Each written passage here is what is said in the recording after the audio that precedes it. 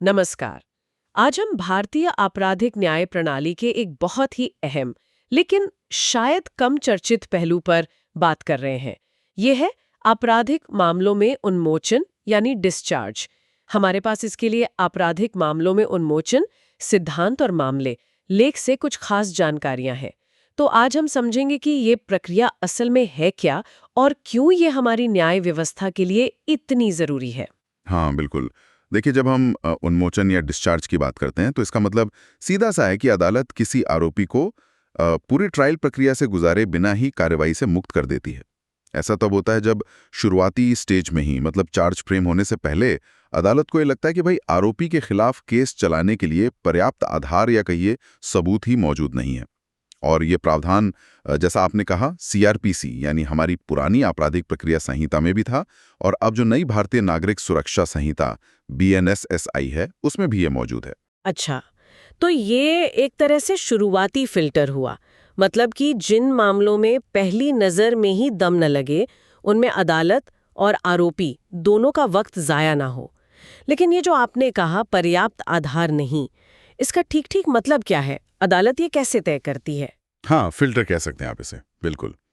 इसमें जो सबसे जरूरी चीज है वो है प्रथम दृष्टया मामला, यानी जिसे हम प्राइमा फेसी केस कहते हैं, उसका ना बन पाना। मतलब अगर सरल शब्दों में कहें तो अदालत अभियोजन पक्ष यानी प्रोसिक्यूशन के जो भी सबूत हैं, जो दस्तावेज हैं, उनको देखती है। और अगर उसे पहली नज़र में बिना बहुत ज़्यादा बाल की खाल निकाले लगता है कि इन सबूतों के आधार पर तो भाई दोष सिद्धि या कन्विक्शन की कोई संभावना ही नहीं बनती, तो फिर आगे मुकदमा चलाने का कोई मतलब नहीं। बस वहीं पर आरोपी को डिस्चार्ज या उन्मोचित कर दिया जाता है। समझ गई। तो क्या ये उन्मोचन की प्रक्रिया हर तरह के मामले में बिल्कुल एक जैसी है या इसमें कुछ फर्क भी है?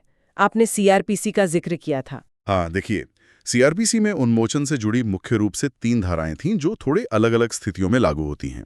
जैसे धारा 227 वो सेशंस कोर्ट में चलने वाले मामलों से जुड़ी है। अगर कोर्ट को लगता है कि आरोपी के खिलाफ कार्रवाई आगे बढ़ाने का कोई पर्याप्त ग्राउंड ही नहीं है, तो वो उसे डिस्चार्ज कर सकती है। इसी तरह धारा 239 है, वो मजिस्ट्रेट द्वारा चलाए जाने वाले वारंट मामलों के लिए है, जहां पुलिस रिपोर्ट पर केस बना हो। और फिर धारा 245 आती है, उन मामलों में जो परिवाद मतलब कंप्लेंट केस होते हैं, अगर उनमें अभियोजन शुरुआती सबूत पेश करने में ही फेल हो जाए। लेकिन हाँ, मूल सिद्धांत सब में एक ही है, सबूतों का पर्याप्त ना होना। ठीक है। तो मतलब अलग-अलग कोर्ट और केस के टाइप के हिसाब से थोड़े अलग प्रावधान हैं। अब ये होता कैसे असल में? मतलब कोर्ट में इसकी प्रक्रिया क्या चलती है? प्रक्रिया काफी सीधी है। देखिए, अभियोजन पक्ष पहले अपने सबूत, गवाहों की लिस्ट वगैरह पेश करता है, अपनी दलीलें रखता है कि क्यों चार्ज फ्रेम होना चाहिए। फिर आरोपी पक्ष को भी अपनी बात कहने का पूरा मौका मिलता है, वो भी उन्मोचन के लिए अर्जी दे सकता है, अपनी दलीलें रख सकता है। अदालत फिर दोनों पक्षों को सुनती है, पेश किए गए सबूतों को देखती है। लेकिन हाँ, यहाँ ये ध्यान रखना जरूरी है कि इस स्टेज पर सबूतों की बहुत गहराई से, मतलब जैसे ट्रायल में होता है वैसी चीरफाड़ नहीं होती। बस ये देखा जाता है कि क्या पहली नज़र में केस बनता भी है या नहीं। अगर अदालत को लगता है कि नहीं, प्रथम दृष्टया मामला नहीं बनता, तो वो डिस्चार्ज का ऑर्डर दे देती है। यहाँ एक बात शायद साफ करनी बहुत जरूरी है और हमारे सोर्स में भी इसका जिक्र है कि उन्मोचन का मतलब बरी होना या बेगुनाही साबित होना बिल्कुल नहीं है, है ना? बिल्कुल सही कहा आपने। ये बहुत ही महत्वपूर्ण फर्क है जिसे समझना जरूरी है।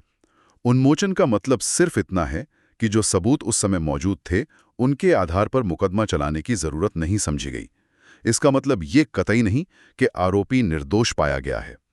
टेक्निकली अगर बाद में कोई नए और पुख्ता सबूत सामने आ जाएं, तो कार्रवाई फिर से शुरू हो सकती है।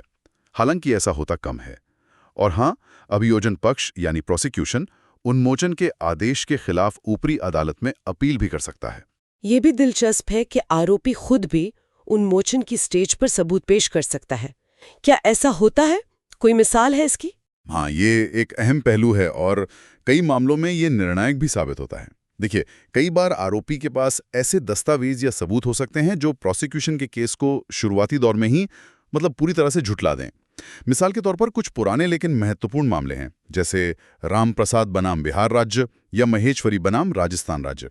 इनमें ऐसा हुआ था। अगर आरोपी द्वारा पेश किए गए सबूत इतने पुख्ता और अकाट्य हों कि वो अभियोजन की कहानी को पूरी तरह से अविश्वसनीय बना दें, तो अदालत निश्चित रूप से उन पर विचार करके उन्मोचन का आदेश दे सकती है।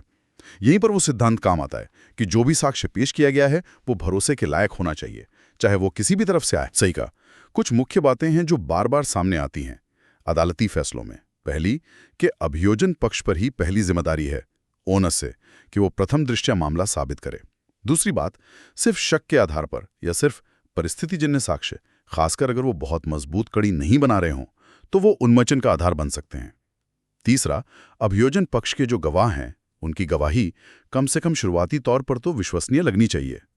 और जैसा हमने भी बात की, आरोपी को भी अपनी बेगुनाही साबित करने वाले अकाटे सबूत पेश करने का अधिकार है, जिसे अदालत नजरअंदाज नहीं कर सकती। अदालत को फैसला लेने से पहले इन सभी पहलुओं पर, मतलब मामले की पूरी तस्वीर पर गौर करना होता है। तो कुल मिलाकर देखें तो उन्मोचन हमारी न्याय प्रणाली में एक बहुत जरूरी संतुलन बनाने का काम करता है। एक तरफ अपराध पर नियंत्रण जरूरी है, तो दूसरी तरफ ये भी सुनिश्चित करना है कि किसी व्यक्ति को बिना पर्याप्त आधार के खामखा लंबी और अक्सर बहुत कष्टदायक मुकदमेबाजी की प्रक्रिया से ना गुजरना पड़े। ये व्यक्तिगत स्वतंत्रता और न्याय के व्यापक हितों के बीच एक संतुलन साधने की कोशिश है। बिल्कुल। लेकिन ये याद रखना हमेशा जरूरी है कि हर केस अपने तथ्यों और परिस्थितियों पर निर्भर करता है। कोई सीधा फॉर्मूला नहीं होता। और जाते जाते हमारे सुनने वालों के लिए एक सवाल छोड़ जाते हैं सोचने के लिए। अगर उन्मोचन, जैसा हमने समझा, दोष मुक्ति या बरी होना नहीं है, तो क्या सिर्फ इस प्रक्रिया से गुजरना ही, भले ही अंत में मुकदमा ना चला हो, किसी व्यक्ति की सामाजिक प्रतिष्ठा, उसकी मानसिक स्थिति पर कोई